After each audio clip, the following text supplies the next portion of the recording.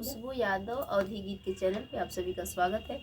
हम लोग एक प्यारा सा छोटा सा लाचारी गीत ना लाचारी गीत लेके आए हैं। कैसे लगेगा कमेंट बॉक्स में बताइएगा फ्रेंड, और इस चैनल को ज़्यादा से ज़्यादा सपोर्ट करिएगा, ढेर सारा प्यार आशीर्वाद दीजिएगा फ्रेंड। और काफ़ी दिन से हम लोग मुलाकात भी नहीं किए हैं, आज मुलाकात हो रही है एक महीने बाद। वो भी बहुत सिस्टर नहीं जानती क्योंकि बंद था और तबीयत भी मेरी सही नहीं है। अगले संडे को देखते हैं कि अगर महोत्सव नहीं पड़ेगा तो खुला रहेगा। सवरे सूरतिया के बालम भी ना देखे जियरऊ न मानई। सवरे सूरतिया के बालम भी ना देखे जियरऊ न मानई। वही रे बलमुआ के काली काली जुल्फी, वही रे बलमुआ के काली काली जुल्फी।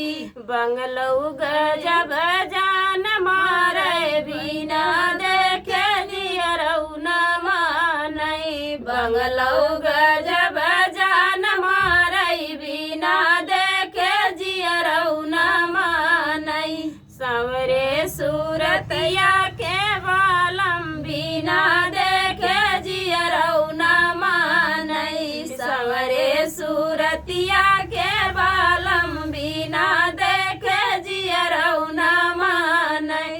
वही रे बलमुआ के लंबी लंबी अखिया, वही रे बलमुआ के लंबी लंबी अखिया।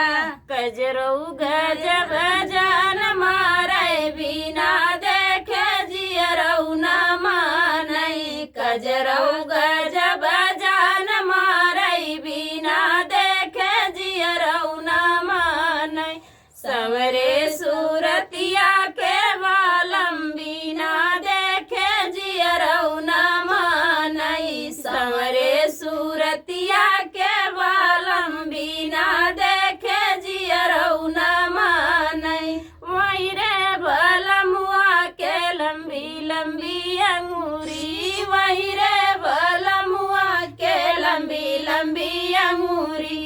अंगूठियऊ गजब जान मारे बिना देखे जियरऊ न मानई। अंगूठियऊ गजब जान मारे बिना देखे जियरऊ न मानई। सवले सूरतिया के बालम बिना देखे जियरऊ न मानई। सवरे सूरतिया के बालम बिना देखे जियरऊ न मानई।